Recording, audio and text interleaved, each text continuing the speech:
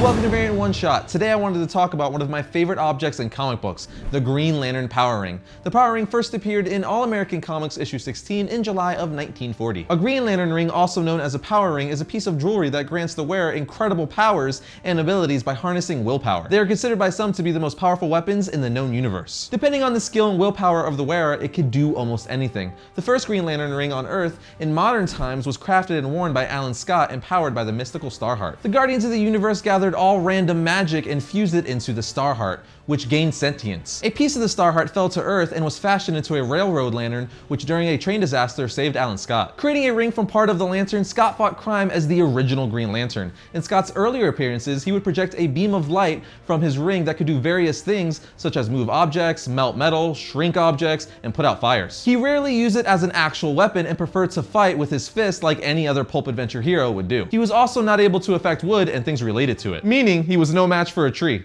Dumb, I know, but hey, it was the 40s. Of course, this would change and he would be granted the more modern Green Lantern powers later on. Besides Alan's ring, the Guardians of the Universe also created a more widespread ring. Deciding to form a galactic peacekeeping corps, the Guardians formed a giant main central battery on planet Oa, combining their own energy with the planet's ambient power. They chose 3,600 agents and gave each a ring, a personal power battery linked to the central power battery, and a sector of space to protect. And of course, a corps member could select his own successor, as Abin did with Hal Jordan. These rings allowed the wearers to create/do anything the wearer can imagine. The ring's potency depends on the willpower of the wearer. They can also create duplicates of themselves. Reserve power automatically protects the wearer from mortal harm. The ring must charge every 24 hours by touching the battery for 10 seconds. And as most of us know, the ring's energy cannot affect anything colored yellow, hence the Sinestro Corps being their weakness. There's also Owen power rings. In the days before the original Green Lantern Corps, the Guardian known as Meadlux created a power ring specifically for the Guardians. An Owen power ring possessed the same capabilities as the standard power ring, but was fueled by the internal power of its wielder